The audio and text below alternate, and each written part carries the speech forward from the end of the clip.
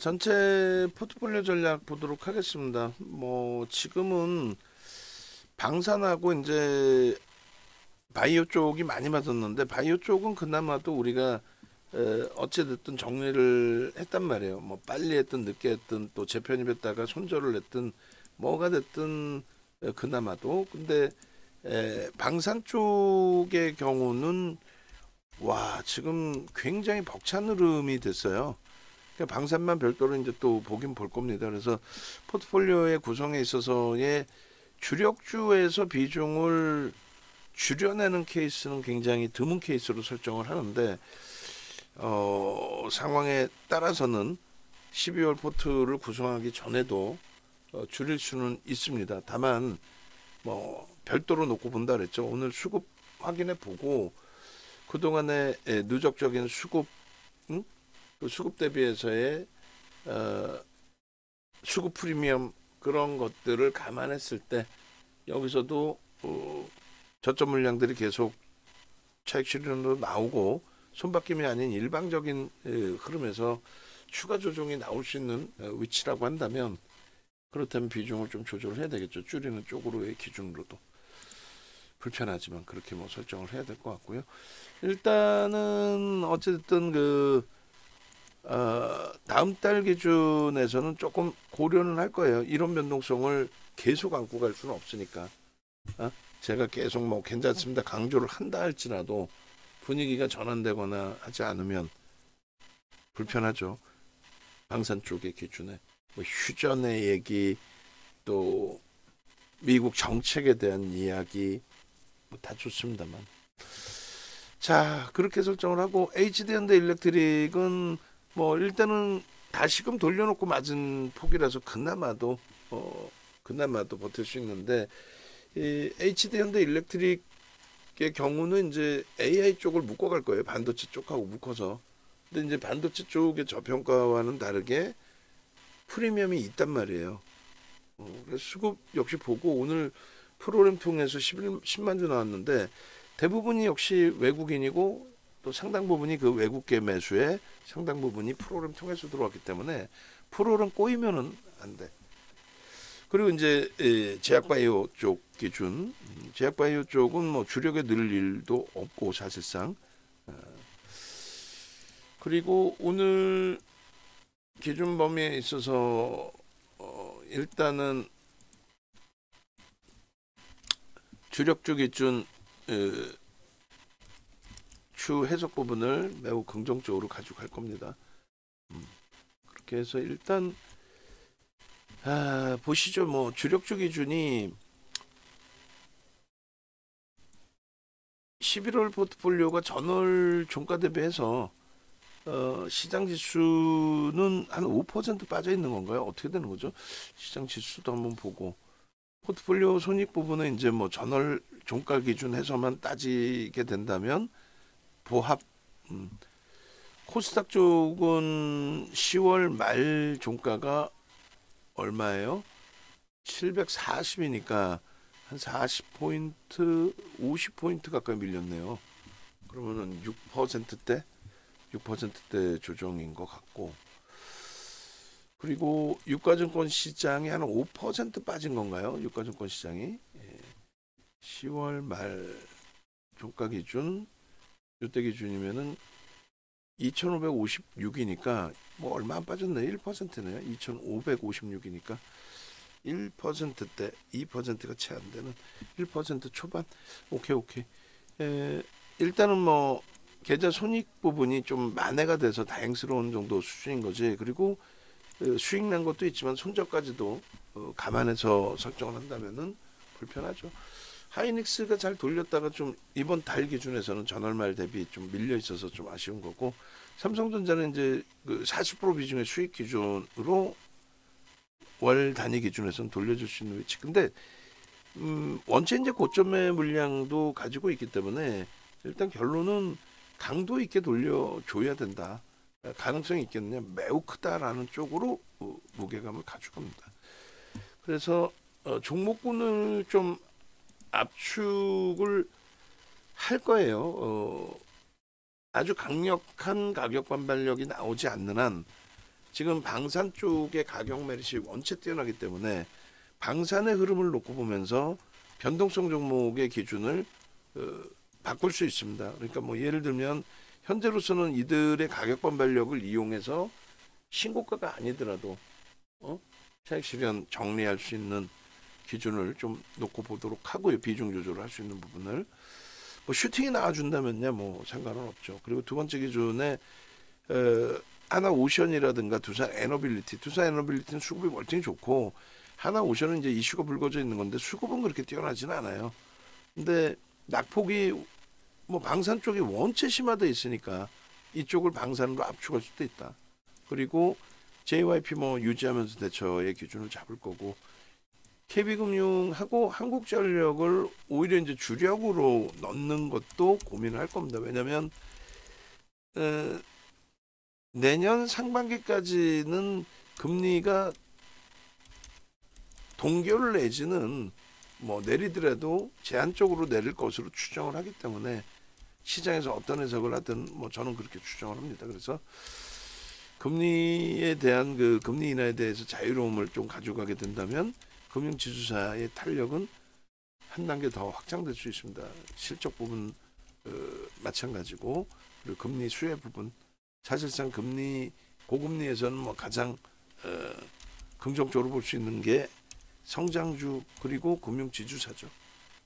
금융지주사 성장주의 기준입니다. 그런데 두시고 하여간 얘네 둘은 압축할 수 있다. 강력하게 자체적인 탄력을 준다면 상관없습니다만 만에 하나 이제 주춤거리는 흐름이다라고 한다면 과매도 권역의 방산으로 일단은 옮기고 근데 방산도 돌릴 때 신고가를 향해서 가는 흐름에 힘이 약하다라고 한다면 신고가 아니더라도 그 이전에라도 움직임을 가져갈 수 있는 쪽으로 해석을 해드릴 겁니다. 현대차도 이제 뭐 아직 아니에요. 거래가 터진 것도 아니고 거래 나오면서 슈팅 나와야 되는데 현대차의 경우도 거래만 조금 더 수반된다면 주력으로서 30% 비중 뭐 12월까지 계속 유지하면서 대처하는 것에 대해서 전혀 뭐 부담 없는 걸로 해석을 하겠습니다.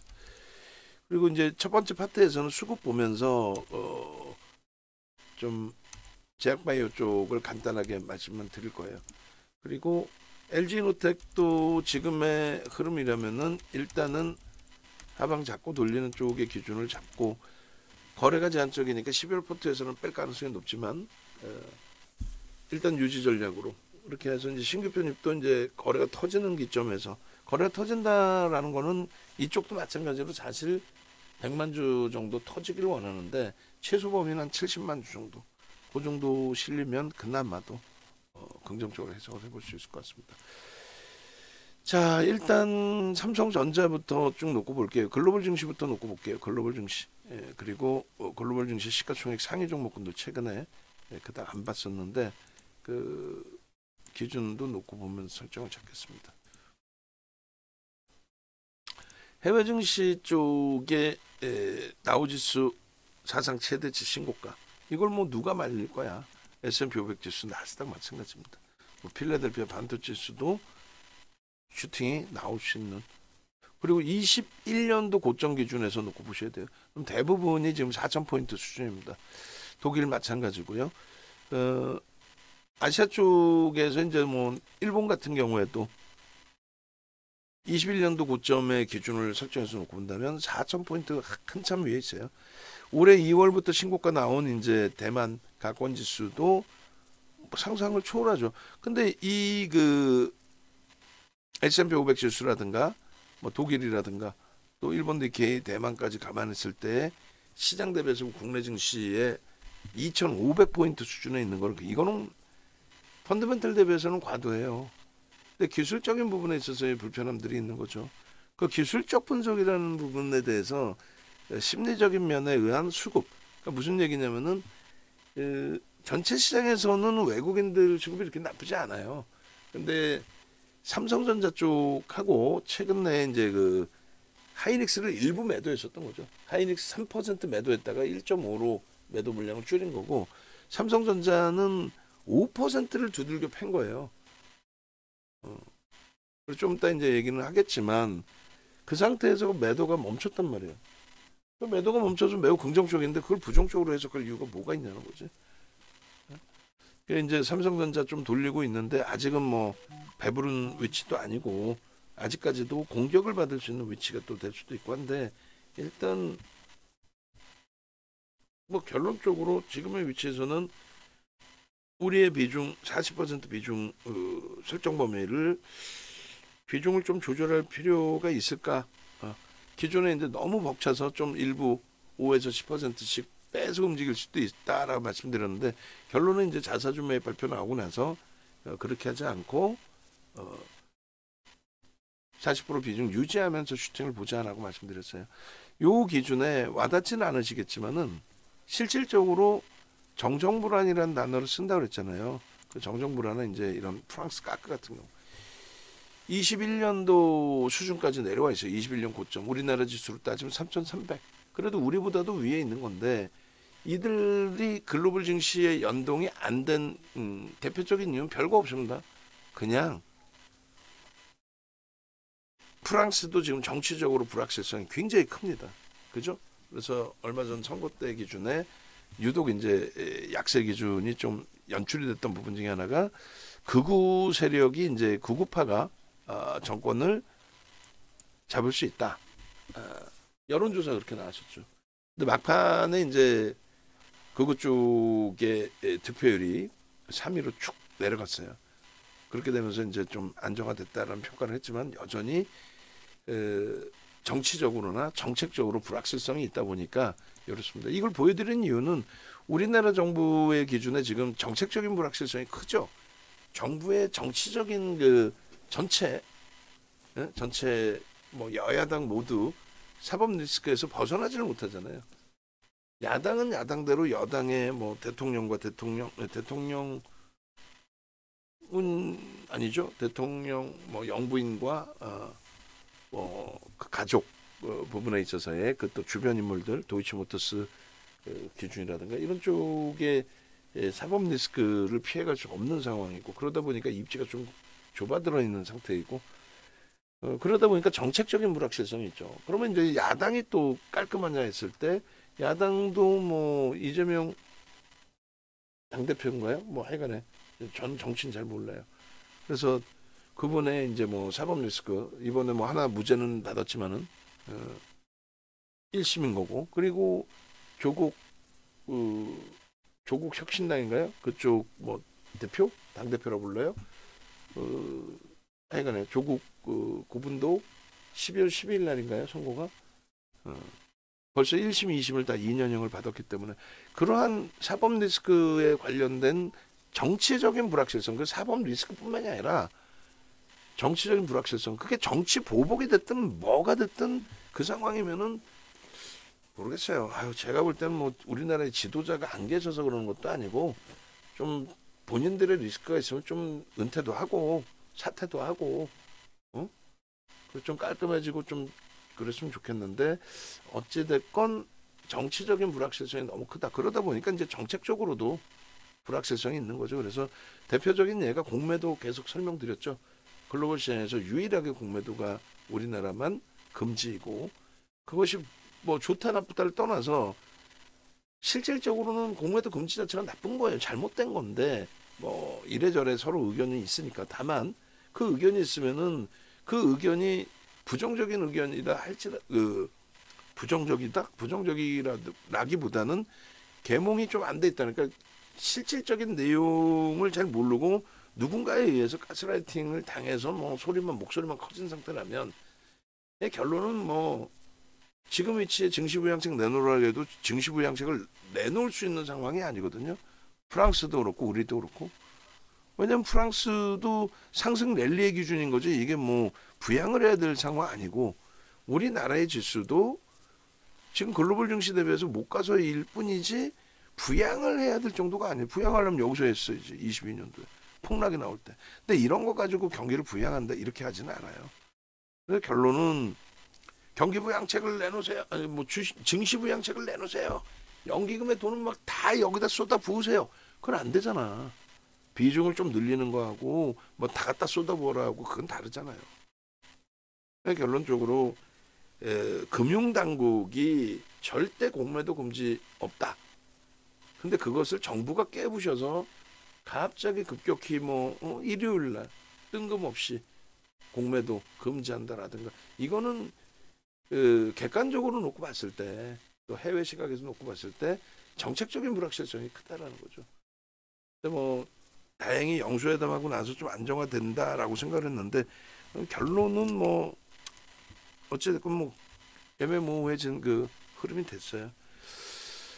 지금의 기준에서 그런 부분들이 좀 안정화가 된다면 어떤 기준에서 안정화가 될지는 좀 확인해 봐야 되겠습니다만 지금 뭐 개선된다라고 보기도 어려운 국면이기도 해요. 근데 중요한 거는 그런 불확실성 때문에 지수가 밀렸다라고 했을 때 그 지수가 밀린 건 누구예요? 외국인과 기관 중에서 기관 쪽은 거의 정체 상태입니다. 수급에 대해서. 시장 전체 기준에 수급이 거의 정체 상태.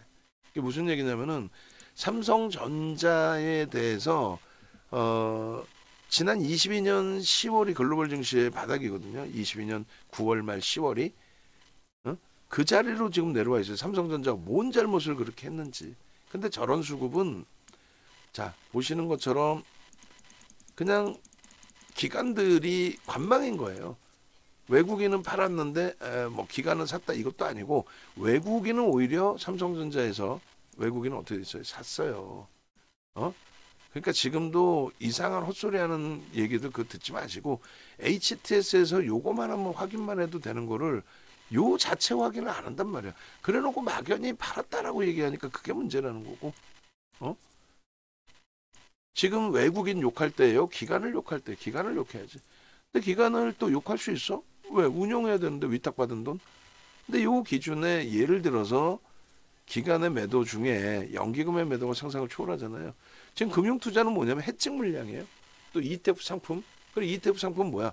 간접 투자 자금이죠. 여러분들은 직접 투자하시는 거고. 그 자금들은 긍정적으로 다 들어와 있다는 거예요. 근데 뭐 은행 매도는 뭐 자체적으로 매도하겠다는 걸 뭐라 할 수는 없고.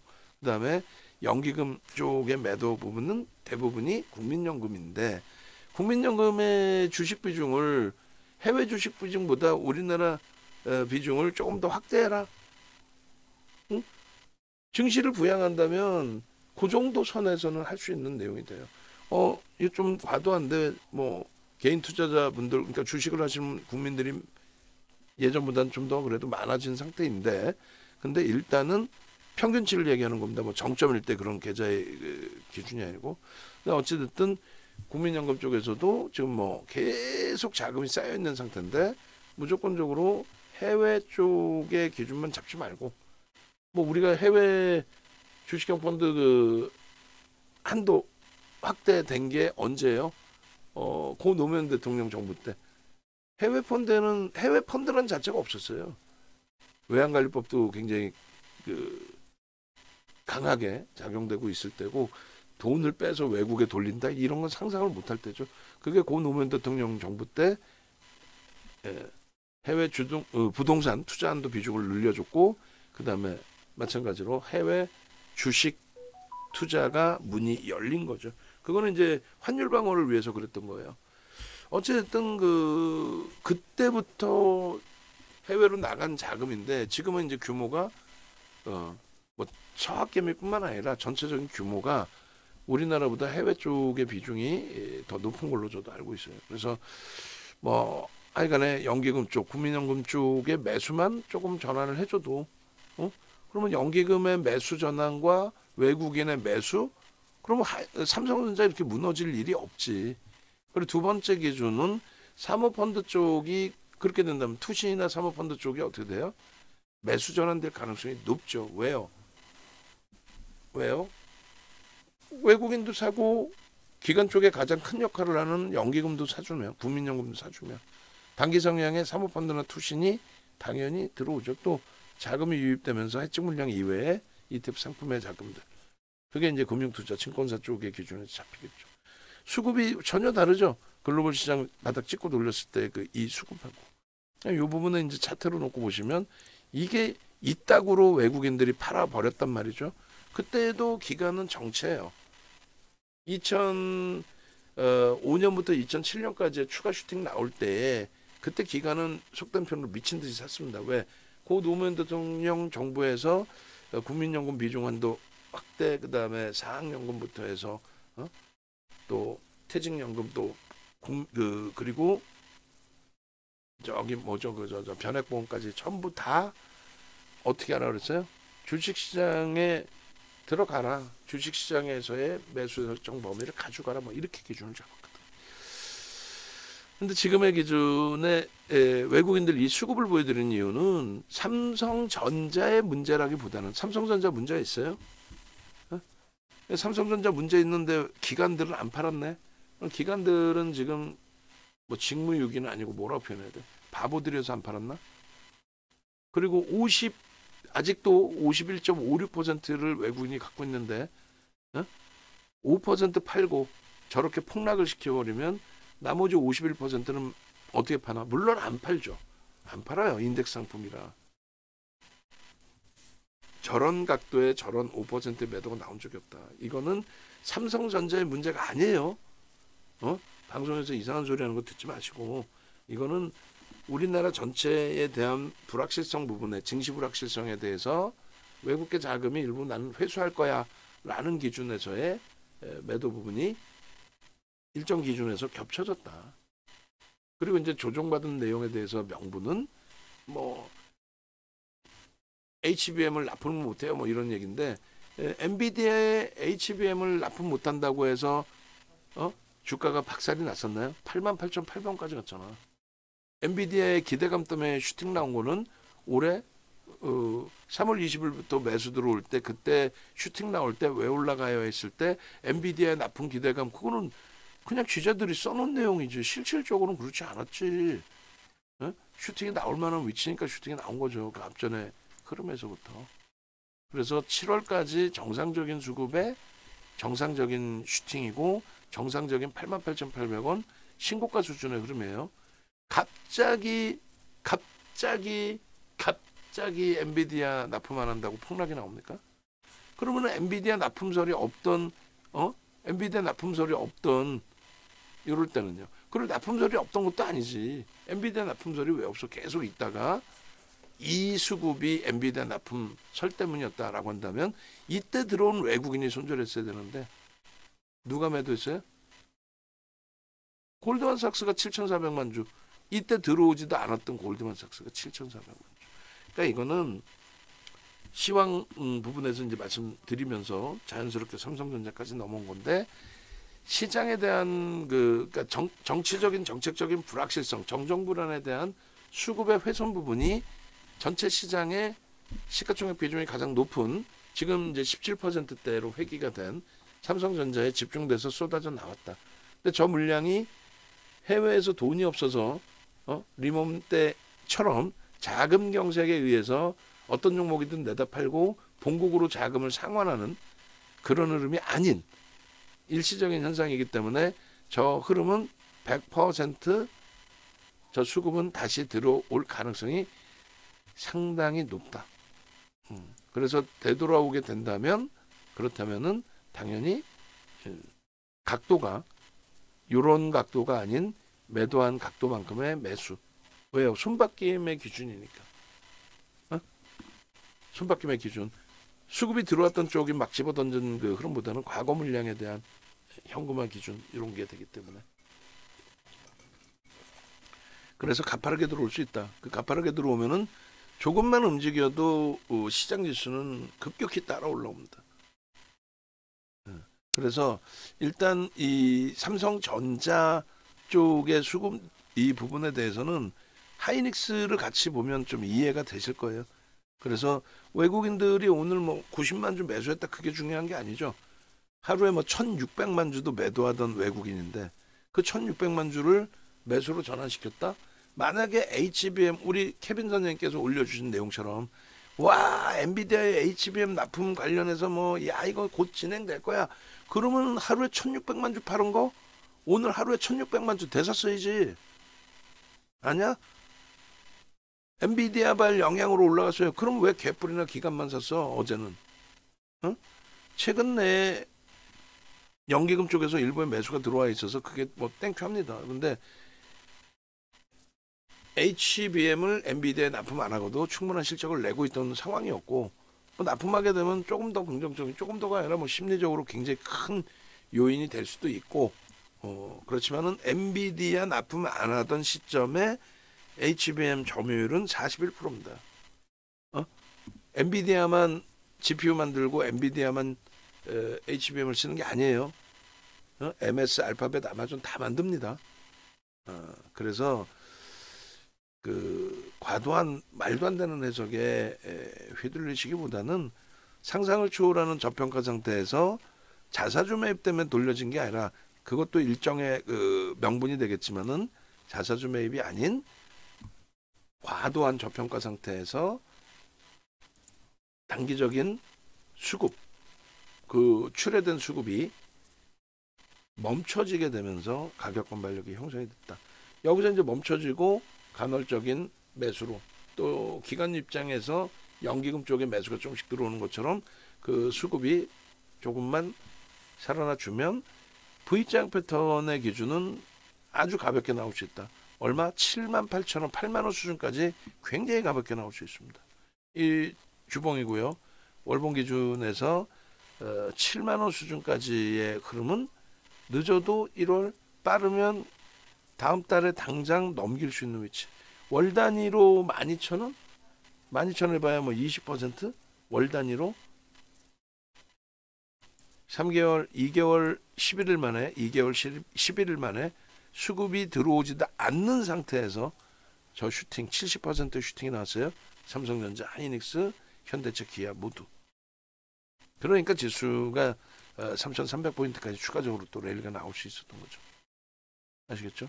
그리고 이제 월말 기준에 요 갭 부분만, 이 월말이잖아요. 그러니까 다음 달 12월 첫 거래일에 이왕이면 멋들어지게 6만 원 위쪽에 갭 상승을 빡 내주면 더더욱 좋고, 이번 주에 살짝 뭐 6만 원에서 움직이다가, 수목금 6만 원에서 움직이다가 12월 첫 거래일에 6만 1,000원에서 그냥 빵 뭐 그 이상으로 올라가서 슈팅 나와서 움직여주면 아일랜드 갭, 그럼 내년 1분기 내로 9만 원 돌파합니다.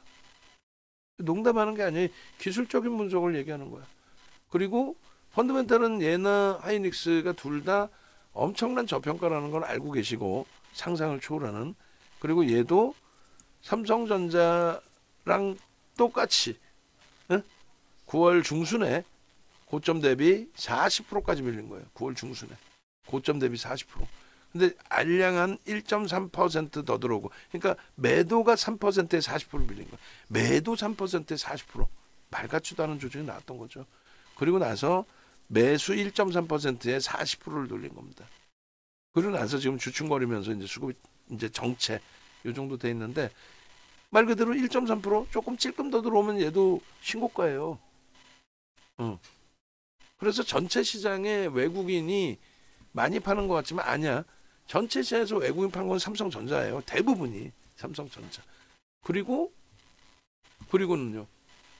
기관은 거의 전체 시장에서는 정체. 근데 그것의 옥석 가리기 부분, 지금까지의 흐름에서 삼성전자의 7월 이후의 수급, 뭐 그 이전의 수급은 이제 삼성전자도 나쁘진 않았는데 하이닉스 다 마찬가지.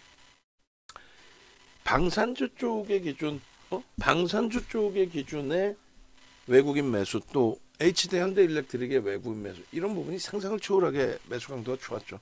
그리고 정체를 알 수 없는 일부 또 종목군들, HLB 또 알테오제네 슈팅의 외국계 수급이 포함되어 있어요. 그거는 이제 좀 정체를 알 수 없는데 그 바이오 쪽 설명하면서 그 부분 좀 설명을 드릴게요. 그래서 삼성전자 수급, 하이닉스 수급 나쁘지 않아요. 그리고 현대차의 수급도 누적 수급만 일단 먼저 보세요. 상상을 초월합니다. 원래 쌍끌이 순매수 1위예요. 얘가 알테오젠이 아니고 규모 자체가 다르죠. 근데 현대차의 기관들의 수급이 아까 정체라고 그랬잖아요. 그 정체 상태에서 소폭의 매도. 그러다 보니까 쌍끌이가 아니어서 안 보일 뿐이지. 호랑이가 엄대서 여우가 대장놀이 한다고 삼성전자, 하이닉스, 현대차, 기아의 외국인 수급은 상상을 초월해요. 물론 단기 관점에서의 삼성전자 5%나 매도 나왔지만 상상을 초월하는 수급이 들어와 있는 상태에 기간의 소폭의 매도. 그래서 쌍끌이에서 안 보여져 있을 뿐이다.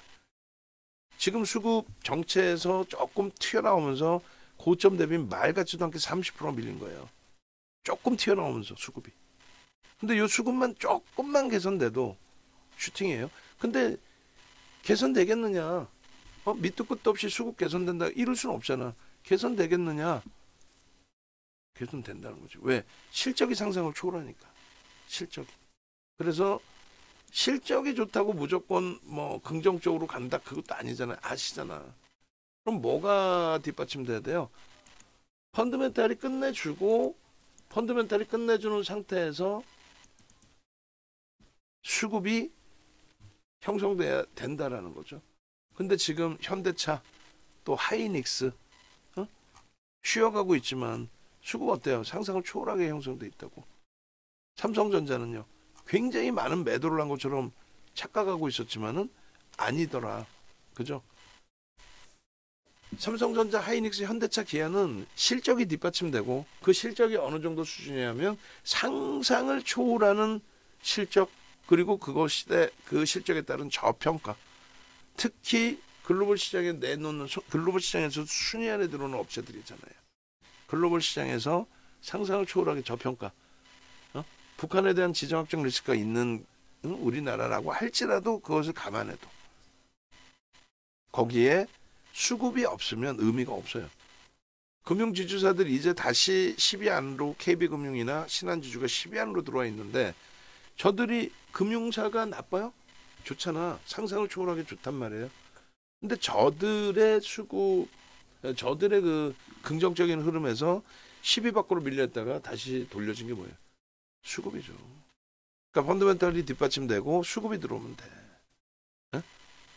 또는 펀드멘탈은 뒷받침 안 되는데 수급이 들어오는 종목군들. 지금까지 말씀드린 정책주, 정부 정책주 뭐 이런 거. 그래서 실적 대비해서 프리미엄은 좀 있지만 수급이 월등한 방산 뭐 이런 좀 그걸 얘기하는 거예요. 그리고 실적도 없고 수급도 개판인데 그냥 슈팅만 나왔었던 종목군들 2차 전지라든가 이런 좀 불편하고 그 다음에 바이오 쪽 제약바이오에서도 유한양행이 훌륭한 업체지만 슈팅만 나왔고 수급도 안 들어왔어요. 그리고 거래대금이 2조 5천억 터지던 거래대금 급감을 했어요. 그럼 못 간다는 거지. 좀 이따 다 자세히 보여드릴게요. 바이오 쪽도 마찬가지. 바이오 쪽에 알테오젠이나 이런 쪽은 수급은 그나마 들어와 있는데 예? 그 수급의 실체 또 오늘 좀 나갔을 겁니다. 그 실체 그 확인하기 어려운 데다가 나머지 바이오는 펩트론도 증자 끝나고 나서 때리고 있는 상황이고 그런 걸 확인해 봐야 되겠죠. 현대차도 좀 탄력이 더 나올 수 있도록 거래가 조금만 더 실려주면 돼요. 조금만 더. 그러니까 HD 현대일렉트릭은 고점 대비 사상 최대치 고점 대비 11.73 밀려 있는 겁니다. 그럼 얘 문제 없어요. 근데 얘 보면은 방산 쪽 비슷하게 또 기억이 남죠. 심리적으로 불편하단 말이야. 근데 방산은 뭉쳐져 있고 얘는 제한적이야. 뭐 HD 현대일렉트릭 이외에 산일전기인가요? 오버행 이슈 있어요. 신규주라 불편하고 그다음에 우리도 들어갔던 재룡전기 또 LS 일렉트릭 그들하고는 완전히 다른 흐름을 나타냈죠. 그래서 방산처럼 연동돼서 폭락으로 연출된다. 이거는 극히 좀 제한적으로. 그리고 오히려 AI 관련 쪽이기 때문에 정책 수혜주에서도 나쁘지 않게 해석을 합니다. LG노텍은 말씀드린 것처럼 거래량 자체가 제한적이어서 포트폴리오에서 조금 이제 제외시킬 가능성도 있어요. 수급까지 꼬여버려가지고. 하나 에어로스페이스입니다. 이건 아니지. 이건 아니지. 제가 판단할 때는 손절 안 한 게 낫다라는 거예요. 이거는 이렇게 된다면 매도 외국인 26만 천주, 기간 11만 4천 주, 합산해서 37만 주 이상. 대략적으로 4%, 40% 수준의 관여도. 응? 그럼 밀고 내려간 거는 외국계하고 기관이 밀고 내려간 거예요. 개인들이 물량 4만 주 사서 방어한 거야? 0.1%로? 말 같지도 않은 소리. 매수의 기준에 외국인 24만 3천 주에 기간 9만 3천 주인데 그럼 대부분 상당 부분이 해지 물량 일부하고 손바뀜이라고 보는 게 맞겠죠. 그잖아요. 해지 물량 일부하고 손바뀜인 거지. 이게 누적적으로 상상을 초월하는 수급을 갖고 있는 올해 들어서만도 올해 수급 각도가 그렇게 높지가 않잖아. 근데 올해 들어서만도 360만 주 8% 정도 들어온 외국계 기관 투자자가 하루에 17,000주 팔고 10%대 폭락이 나온다면 쟤네들 저거 어떻게 다 팔고 나갈 거야? 이 수급. 이건 말도 안 되는 거. 오늘의 매도 조종폭은 굉장히 과하다. 그럼 내일 무조건 폭등이냐? 그거는 내일 확인해 봐야죠. 메이저들 쪽이 슈팅을 줄 건지 이슈에 민감하게 흔들릴 건지. 근데 지금으로서는 갭상승으로 돌려놔도 이상할 게 없다라는 거예요. 갭상승으로. 매물에 대한 요인이 뭐가 있어? 오늘 던진 물량을 개인들이 어마어마하게 받아갔으면 모르는데 0.1% 받아갔고 외국계 또 국내 기관 투자자들의 매도 부분을 그들이 다시 받아갔단 말이에요. 뭐 개인들 흔들기야? 위에서 팔고 밑에서 산 거야? 100만 주, 그러니까 50만 주, 예를 들어서 30만 주를 지들이 원하는 보합에 다 팔았고 지금 최저점에 30만 주 샀어요? 아니잖아. 그런 단순 논리로 보지 마세요. 무슨 말이냐면은 30만 주 매도한 쪽이 뭐 기계적이든 일시적이든 뭐 차익 실현 욕구든 밑으로 집어 던지는 거를 그냥 밑에서 받아갔을 뿐이에요. 그럼 앞으로도 계속 떨어지는 물량만 받아갈 수도 있는데 가능성 부분은 하나의 에어로스페이스를 방산주 중에서 우리가 탑픽으로 놓고 보면서 현대로템보다도 현대로템 수급이 사실은 단기적으로는 좋아요. 근데 이 얘를 놓고 본 이유가 가장 대표적인 게 뭐예요? 똑같은 방산인데 뭐 실적 규모 이런 걸 떠나서 또 한 가지 뭐가 있어요? 하나그룹의 사업 구조 재편 작업에 있어서 시장의 관심이나 시장의 평가가 굉장히 우수하죠. 두산그룹의 사업 재편하고는 또 다르단 말이에요. 이쪽의 평가는 상당한 수혜도 많이 받고 이번 정부에 있어서도 그 앞전 계속 희한하게 하나그룹은 각 정부마다 관계가 나쁘지 않았어요. 그리고 삼성 쪽에서 삼성테크인 쪽에 사업을 가지고 오고 또 이번에도 마찬가지로 장거리 미사일 개발 관련된 표면적인 부분, 사업 부분 뭐야? 항공 우주 분야에 대한 추진체 부분, 그 기술력 이양받은 거죠. 그런 내용들에 대해서 추가적으로 포함되어 있는 거예요. 제일 중요한 거는 이제 우리나라 정부의 금융 정책이죠. 그래서 정책 금융을 확대시켜 주면서 수출이 잘 될 수 있게끔 열어준 부분에 대한 정책 수혜, 그런 내용들을 제 혼자의 주장이 아니라 메이저가 사 제꼈잖아요. 얼마나 어마어마하게 올해 들어서만 8%, 작년 이후로 따져도 상상을 초월하는 15%인가요? 그리고 22년 10월부터로 하면은 20% 이상 뭐 상상을 초월해. 장내 매수로. 조금만 시장 안정화되면요. 그러면은 기관들 쪽에 연기금 쪽에 매수나 이런 부분도 굉장히 크게 기대할 수 있다 그랬죠. 현대로템의 지금의 월봉에 아까 이제 우리 케빈님이 말씀하신 이평선 이탈되면은 뭐 정리해줘. 이거 뭐 월봉이나 주봉, 일봉에서 캔들로 대처해도 돼. 그리고 우리의 기준처럼 윗꼬리 달리면 정리한다. 그렇게 하면 더 빨라. 캔들로 기준 잡으면 하락장악형 떴던 어제 다 정리하면 끝나요. 당연히 그렇게 했어야 되지, 기술적으로 대처한다면. 근데 얘를 기술적으로만 놓고 보는 게 아니라 펀더멘탈적인 부분, 프리미엄이 높더라도 또 기술적인 부분에서 캔들의 음봉 떨어진 건 뭐예요? 누군가 죽어라고 팔았으니까 음봉이겠지. 근데 다행히 매집을 진행했던 메이저는 아니더라 이거야. 이게 18%의 장내 매수로. 또 7월 이후에도 순위 안에 들어가는 매수를 했어. 평단이 좀 일부 낮다 할지라도 지금 평단 수준으로 다 내려와 있죠. 수급은 끝내주는데. 오늘 뭐 어제도 마찬가지고 어제 1000만 주고 어제도 마찬가지고 200만 주 이상 물량이 떠넘겨 있을 수도 있다. 2% 정도. 그 정도 아니고서는 이렇게 낙폭이 나올 수가 없다 했는데 아니 신고가 내고 이게 쓰레기 잡주냐고 속된 표현으로. 이게 쓰레기 잡초야? 이게 뭐 알테오제냐? 우리도 알테오제 매매했잖아. 이게 쓰레기 금양이야? 우리도 금양 매매했잖아. 걔들보다 더 심한 애들, 시가총액 자체도 뭐 몇 천억도 안 되는 애들, 그런 애들 곤두박질 치듯이 고점 찍고 5거래일 만에 25%가 빠졌어요. 고점 찍은 날 제외하고 나면 4거래일 만에. 근데 수급은 개뿔이나 넘겨진 게 없어. 18% 매집했던 애가 넘겨진 게 없어. 7월 이후에 들어온 것만 7% 정도 되지 않나요? 볼까요? 야, 이런 일이 다 있네. 내심 기대는 했지만 이거는 그냥 말 그대로 시간과의 싸움, 그 정도뿐이 안 돼요. 뭐 기다리고 그럴 수도 없지만은 이게 뭐예요? 이거 7월 이후에만 놓고 따지면 7월 이후에만 7월 이후에 얼마예요 이거? 700만 주면은 뭐 7% 정도? 외국인은 속단편으로 주구장창 샀는데 기관이 매도해서 밀린 거 아니야.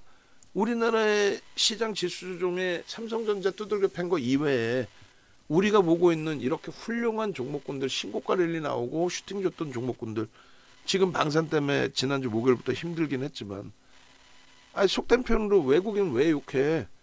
외국인만 때려 산 거 아니야. 연기금 팔고 사모펀드 팔고, 그러니까 중기, 단기 물량들이 다 터져 나오니까, 이러면 주도력을 안 갖고 있던 쪽의 매도에 의해서 급격한 조정이 나왔다. 조정이 나오니까 이게 방산주들이 무슨 머스크 영향, 뭐 새로운 정부 정책에 미국 방산의 방위산업 분야에 대한 부분에 11% 예산 삭감 우려감, 지정학적 리스크, 글로벌 지정학적 리스크의 해소. 아니 개뿔이나 그러면 외국인들 주구장창 사는 외국인들은 왜 안 파냐 이거지. 외국인들은 바보고 기관들은 똘똘해서 이렇게 파는 거예요? 그렇잖아요. 골드만 핫발이네. 윤 대표님은 12월에 코스피 3천 간다 했다. 흐흐. 코스피 2750선? 에휴. 삼성전자만 돌려도 지수 계산 못하나? 바보야? 삼성전자만 돌려도 어떻게 되겠어요 지수는. 삼성전자 상승률의 변동률의 지수는 절반 정도를 따라갑니다.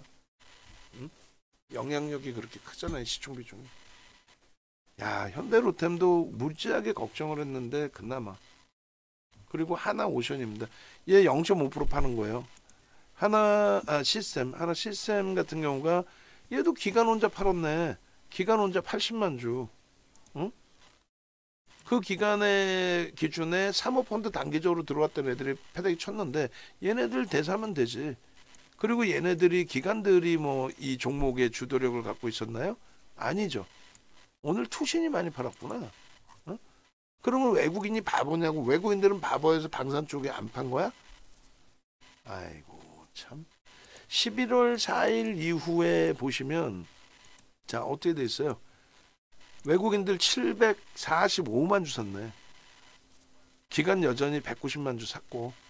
저거 다 팔고 나가라 그냥. 짜증스러우니까. 응? 개인들이 900만 주를 뺏긴 상태죠. 그러면은 거의 5% 수준. 거의. 오늘 현대로템 쪽은 50만 주잖아요. 0.5%가 채 안 되고 얘도 84만 주잖아요. 0.5%가 안 돼요. 1억 8,890만 주짜리니까. 근데 주가를 한 방에 10%, 21일 날 11%. 근데 누적적으로는 외국인들은 더 샀어. 언제 대비? 20일 대비. 얘 지금 보시면 외국인 기관 순매수 순위 보시면 11월 1일부터로 할게요. 전체 시장에 이번 달 기준으로 놓고 보면 전체 시장의 외국인 기관 쌍끌이 순매수 2위입니다. 얘가 시가총액이 2위야? 아니 그렇게 따져보자 이거야. 이번 달에 가장 많이 산 건 누구야? 삼성중공업. 삼성중공업 시가총액 대비해서 하나 시스템이 더 작잖아. 얘는 10조가 넘고 하나 시스템은 얼마? 4조 4천억, 5조 5천억 넘겼던 애가. 아, 금액 기준으로 해야 되는구나. 이거 잠시만요. 2위는 아니겠다. 3위 정도 하겠는데. 3위 맞나요? 3위. 원래 3위였고 지금도 3위네. 에코프로의 그것과는 또 틀리다고 그랬어요. 에코프로의 기준은 공매대차 상한 부분이 뚜렷하단 말이야. 어찌됐든 간에 JYP도 우리 종목이잖아요. 그 안에 순위 안에 들어와 있어. 두산 에너빌리티도 무조건적으로 방산으로 옮긴다는 게 아니라 돌리면 기아까지. 그래서 엔캔 같은 애들도 공매대차 상한 부분, 그런 부분이 상당폭이 있다. 그렇게 놓고 해석하시면 됩니다. 결론적으로 잠시만요. 예.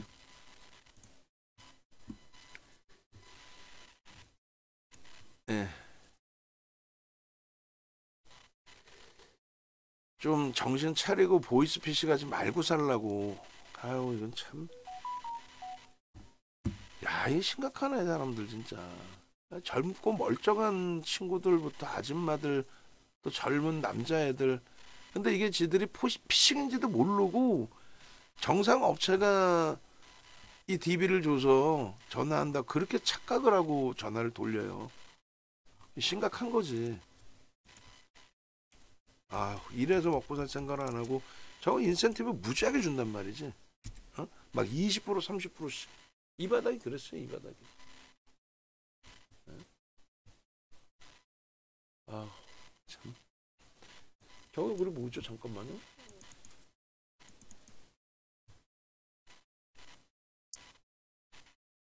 카카오 공유권 미국 주식.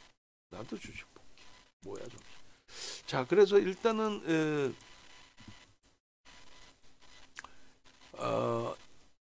뭐 에코프로 머티리얼즈 2천억 뭐 수주 체결 뭐 그것도 의미 없어요. 프리미엄이 너무 높은데 뭐.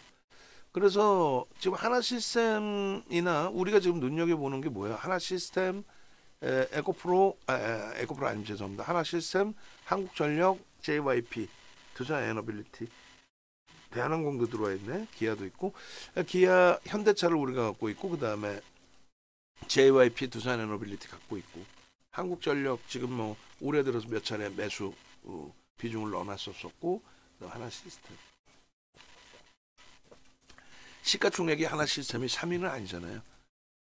좀 지금 많이 벅차 있는 상태이지만 충분하게 강력한 되돌림 흐름 기준 잡아서 들여다볼 수 있다.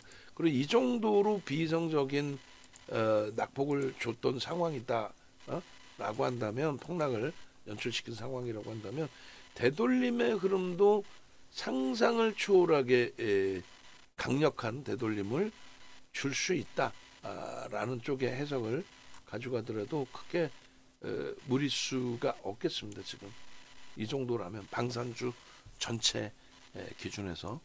그리고 나머지 이제 방산주 마저 보고 우리 종목 마저 볼 건데, LIG 넥스원 같은 경우에도 결론은 어떻게 돼 있나요? LIG 넥스원의 수급 범위가 26,000주? 기간이 참 소폭 매도한 거 가지고 주가가 저렇게 아작이 난 거예요. 이건 아니지 않나요? 누가 생각해도 이건 과도하구나라는 해석을 할 수 있지. 그래요. 한국항공우주까지 오늘 오히려 매수야. 오늘의 수급이 내일 이후에도 유지되고 뭐 무조건적으로 슈팅이 나올 것이다 이렇게 해석할 수는 없습니다만, 좀 과도하다라고 할 정도의 조정이잖아요. 지금 과다라고 할 정도의. 근데 수급이 꼬여진 게 없다. 펀더멘털적인 훼손도 없고 수급도 꼬인 게 없고 그냥 이슈 불거진 거 그냥 주가 조정 나오니까 갖다 붙이는 내용. 어제 오늘의 내용이 아니라 이미 오픈돼 있고 알고 있던 내용. 뭐 러시아발, 러시아 우크라이나발, 그다음에 이스라엘 중동 불확실성 이런 부분이 시장이나 종목에 영향을 미쳤었나요? 극히 제한적이죠. 안 미쳤었잖아. 근데 지금에 와서 영향받은 것도 없는데 휴전합니다. 뭐 이런 내용 가지고 조정을 받는다? 아니지. 과합니다. 그리고 두산에너빌리티의 오늘 수급은 270만 주. 뭐 예를 들어서 270만 주가 많은 물량이냐, 이 부분을 명확히 알 수 있으려면 주식수, 상장 주식수 6억 4천만 주에 240만 주 주봉으로 보니까 수급의 영향이 극히 제한적이죠. 얘도 역시 과하다.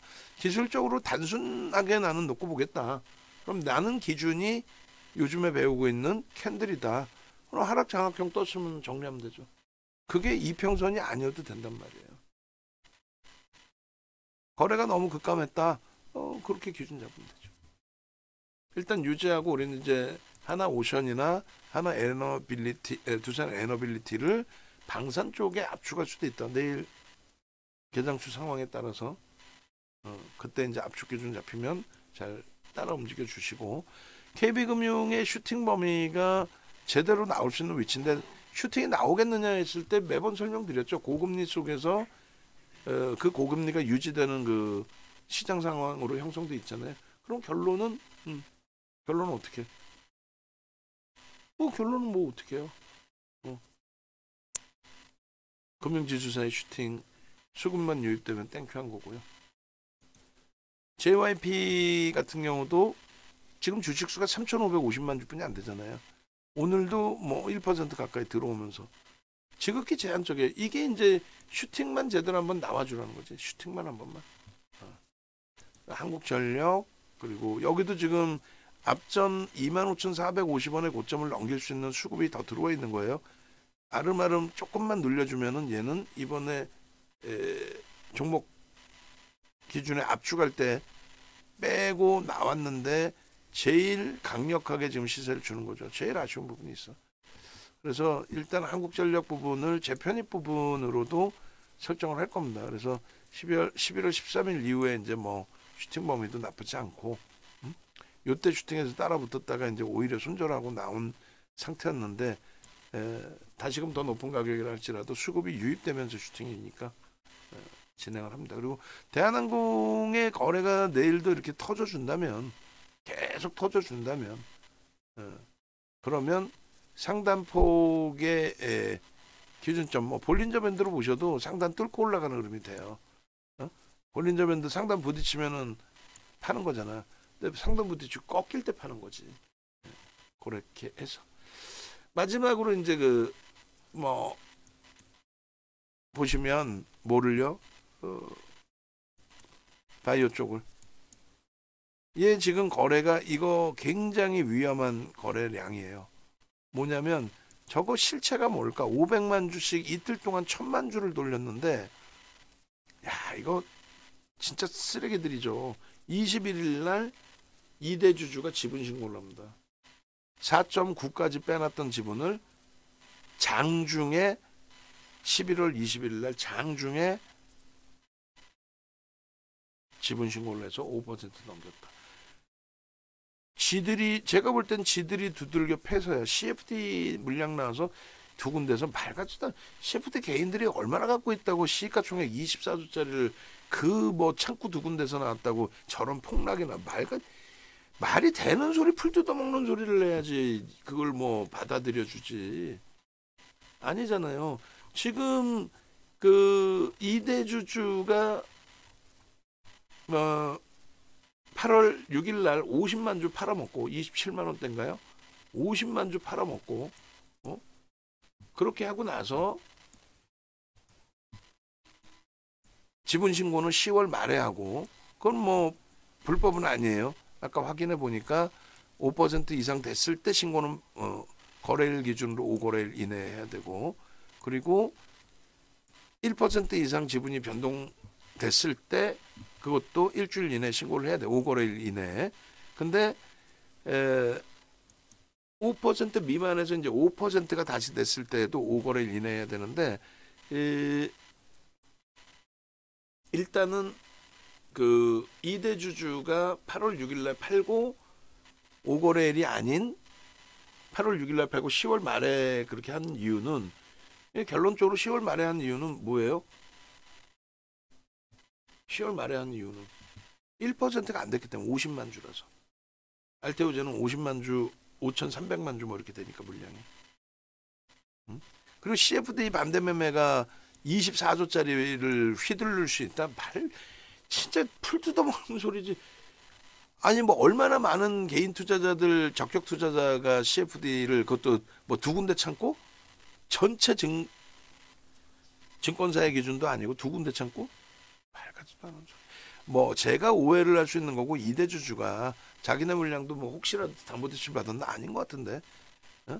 그 물량에 대해서 뭐 문제가 있을 것 같아서 긴급하게 샀다고? 그럼 긴급하게 사서 지분 신고를 했는데 그것도 부정적인 의도를 가지고 그러면 신고한 거 아니에요. 무슨 말이냐면은 장래 매수하고 오후 거래일 안에만 신고하면 되는데 이거 지분 신고하는 게 그게 쉽지 않아요. 신고하는 게 그냥 딱딱딱 만들어서 넣는 정도가 아니라 그래도 제대로 쓰고 자기 지분 뭐 쓰고 언제 편입했는지 쓰고 지분율 얼마인지 쓰고 뭐 밑에 비서 시키면 하겠지만은 그 비서도 무슨 야 대기하고 있어 내가 여기서 지금 살 테니까 사고 바로 신고해 뭐 주가 조작 장난쳐 확 그냥 막 그냥 계잡주랑 다를 게 뭐 있어 그따구로 했다면은 근데 웃기는 게 그거를 신고하고 그걸 신고하고 나서 어디서 듣도 보도 못한 업체 한 군데서 얘네만 기사가 나왔어요. 얘네만 1시 44분에 이거 기다렸다는 듯이 내놓은 거 아니야 기사를. 기다렸다는 듯이. 응? 이게 짜고 치는 거지 뭐야 이게. 그래서 제가 하는 합리적 의심은 얘네들 100% 지난 블록 물량 200만 주 그거에 관여돼 있을 가능성이 높다. 그 200만 주 20만 원을 받았으니까. 근데 제가 볼 때는 20만 원도 아니야. 왜? 9만 원짜리 20몇만 원까지 땡겨놨는데 실사도 없이 20몇만 원에 바로 나 이 가격에 삽니다 하고 하나? 말같지도 않은 소리지. 그러니까 이처럼 몇 천억을 해먹은 혹은 조 단위를 해먹은 이런 종목은 그 물량만 해서도 이거를 파헤쳐서 처벌하는 케이스를 단 한 번도 봐본 적이 없어요. HLB뿐만 아니라 얘뿐만 아니라 또 다른 애들까지도. 그러니까 굉장히 냄새가 납니다. 그래서 바이오 쪽은 저는 안 들어가려고 그래요. 전 안 들어가는 이유가 이제 이 거래량의 하방에서 얘는 500만 주씩 거래가 터졌다? 이런 적은 없어요. 거래대금 아마 창사 이래 가장 많을 거로 추정을 하는데 맞나요? 그죠? 아무리 뒤로 당겨도 이 1조 5천억짜리 이 거래대금은 없었어. 근데 그 거래대금이 위로 쏴 올릴 때 뺑뺑이 돌리면서 그름이 아니라 그러니까 잘 보세요. 블록딜 신고가 여기서 나온 거예요. 주가를 이렇게 가파르게 땡겨놨는데 여기서 어떤 정신 나간 애들이 블록딜을 합니까? 그리고 실사를 여기서 했다면은 지들끼리 입 맞춰서 실사 끝나고 슈팅 때리고 블록딜 했으니까 얘네 평단은 더 밑에 있겠죠. 그리고 8월 6일 날 뜬금없이 50만 주를 이대주주가 매도를 하고 4.99 남겨놨죠. 그러고 나서 마찬가지로 슈팅이 올라가는 그 과정 속에서 폭락이 나왔는데 다 못 팔았나 보지. 그래서 이제 갑자기 지분신고 대기하고 있는 지분신고가 어디서 세상에 당일날 사서 당일날 급하게 막 지분신고. 금융당국도 문제 있는 거예요. 사실은 그 지분신고 당일날 사서 당일날 하잖아요. 금융당국 자체에서 거래소 자체에서도 그걸 바로 금감원 쪽도 마찬가지로 바로 그걸 올려주지 않아요. 너무 단순한 비중이어서 올려줬는지 모르겠지만 여러분들이 상식적으로 생각해 보세요. 이게 말이 됩니까? 근데 말이 안 돼도 상관없는데 얘는 외국인들이 어찌됐건 때려 산 거예요. 5월부터 블록딜 이슈 이후에. 그럼 외국인이 짱구입니까? 바보야? 아니 왜 그러냐면은 블록딜을 누가 봐도 20만 원의 블록딜 공시를 냈지만 그 이하에서 뭔가 커넥션이 있을 것 같은데 뭐 커넥션 없어도 20만 원의 블록딜이라는 걸 지들이 다 들어 올려줘? 이게 외국인이 다 사서 들어 올렸죠. 근데 외국인이 사서 들어 올린 게 오늘까지 기준에 누적적으로 어제까지 기준에 360만 주. 6%네. 7% 가까이? 어마어마하네 그것도. 그죠? 그래서 일단은 MSCI 지수에 편입된 그 인덱스 물량도 일부 있고 그리고 순수하게 들어온 물량도 있어요. 왜? 이 내막은 뻔히 아는데 이 내막은 뻔히 알아. 근데 어쩔 수가 없어. 왜? 시가총액이 1위이기 때문에 1위에 맞는 코스닥 시장에서의 비중만큼의 인덱스 비중을 채우고 액티브 쪽에 바이오 자금 요즘에 신나게 들어왔을 거 아니에요. 그 자금 채우고 그 물량까지 가만인 거예요. 그 금액까지 외국계에서도. 근데 이렇게 단순간에 폭락이 나왔으면 수급이 개선돼야 되는데 수급이 개선되지 않았다 이거야. 응? 오늘도 때린 이유가 왜 때렸어? 소송? 아무런 내용 없어요. 예전부터 나온 얘기고 작년 재작년에도 있던 얘기인데 지금에 와서 무슨 풀 뜯어먹는 소송 얘기가 나와. 또 소송 진행된 것도 없어요. 머크사가 오히려 거꾸로 취소해 주세요. 그걸 넣은 거지 소송한 거 없어요. 또 증자? 18일 날 불렀어 임시주총을. 근데 지금에 와서 증자? 그때부터 빠지지 않았냐고? 어찌됐건 저는 못 봅니다. 유한양행은 수급 자체가 없이 슈팅이 나왔고 거래만 터졌었고 그 거래 대금이 급감했죠. 돌릴 수 있어요? 못 돌린다니까. 이거는 끝난 거야. 네이처셀 밑도 끝도 없는 얘도 수급은 들어왔는데 그렇게 뭐 많은 물량 비중 자체가 안 돼요. 응? 근데 얘도 마찬가지예요. 뭐 그 FDA 승인 관련한 승인 내용도 아닌데 10,000원에서부터 그냥 뭐 한 달 10,000원에서부터 한 달 만에 180%. 금융당국은 바보냐고. 눈 뜨고 저거 뭐 하고 있는 거냐고. 그냥 수급 눌리니까. 그러니까 금융당국도 뭐냐면 저 계좌를 다 압수수색해서 까야 되는데 압수수색 영장을 안 준단 말이지. 그럼 통정거래 다 잡아놔야 되는데 선수들이 또 바보냐는 거지. 다 피해 도망가지. 그러니까 이렇게 주가 조작을 해도 한 1년 이후에 걸려요. 그리고 얘기했잖아. 시가총액이 좀 큰 애들은 장난쳐서 먹는 게 많잖아요. 그걸 다 뿌린다니까. 뿌려가지고 다 무마시키고. 아까도 뭐 그 약간의 정치 얘기 비슷한 부분도 얘기했지만은 또 한 가지 얘기하면은 그분도 정치하는 분인데 장인어른이 유명한 검사잖아요. 어떤 검사라고 얘기하면 다 뽀록나고 뭐 누군지 아실 거고 유명한 검사 출신이잖아. 그러고 나서 쓰레기 업체들 거기에 고문 변호사로 다 들어가고 거기서 장난쳐주고 아유 그런 얘기 해주면 하면 뭐 할 거야. 안 됩니다. 펩트론의 경우도 마찬가지예요. 얘네들 증자 때문에 말 같지도 않은 아니 계약 공시를 내면서 무슨 상대방하고 계약 금액 공시를 안 내나. 지들이 무슨 삼성전자야 아니면 SDI야 뭐야. 그 증자 발표하고 증자 납입일 전까지 별의별 희한한 이슈 불거뜨려 놓고 계약이 얼마에 된지도 모르는 그 이슈 하나 가지고 5만 원부터 13만 원까지 땡겨 놓고 그 알량한 돈 빼먹으려고 증자한 거 아니야. 그 납입일에 슈팅 주고. 그러고 나서 IR 했는데 야 니들 까봐. 얼마에 그 계약했는지. 이거 비밀 협약을 맺어. 말 같지도 않은 대주주 주면 8%입니다. 결국은 수급 다 꼬여서 나갔잖아. 이런 거 끝났다고 봐야지. 응? 53%씩 밀려 내려올 때랑 다를 게 뭐 있어요. 거래 이제 여기서부터 급감하면 아예 끝나는 거고. 됐죠? 그러니까 바이오 쪽은 볼만한 게 없어요.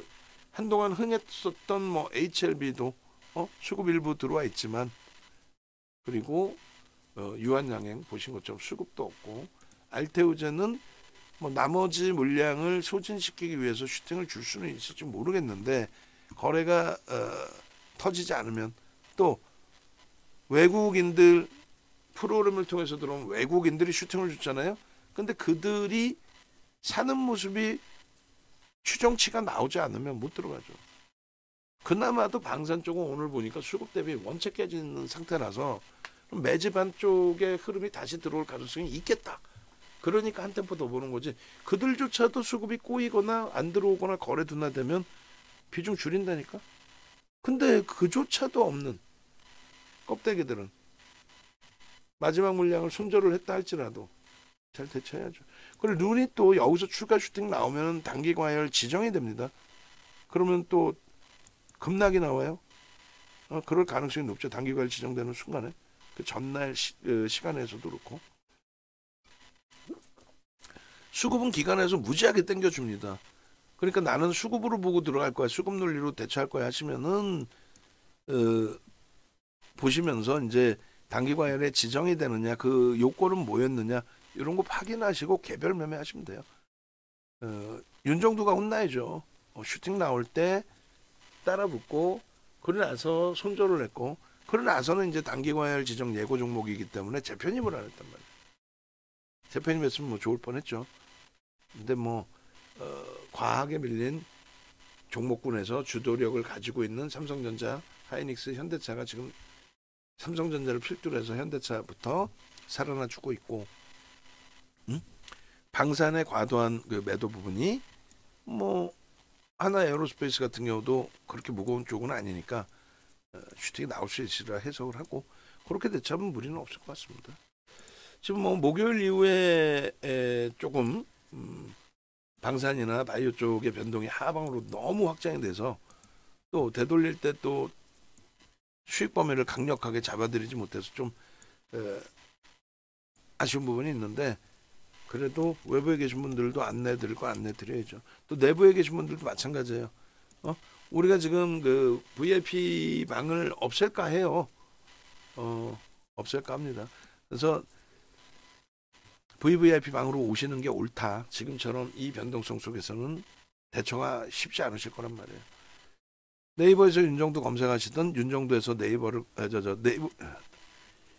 네이버에서 윤정두 검색해서 유튜브를 찾아오시든 유튜브에서 윤정두를 검색해서 이 페이지를 찾아오시든 그렇게 해서 보시면은 뭐 펩트론, 바이오주 전부 다 일요일의 특집으로 전부 바이오 업체들 다 갖다 밀어넣어놨어요. 알테오젠 폭락의 진실 근데 DS 단속도 다 설명드렸고, 그런데 중요한 거는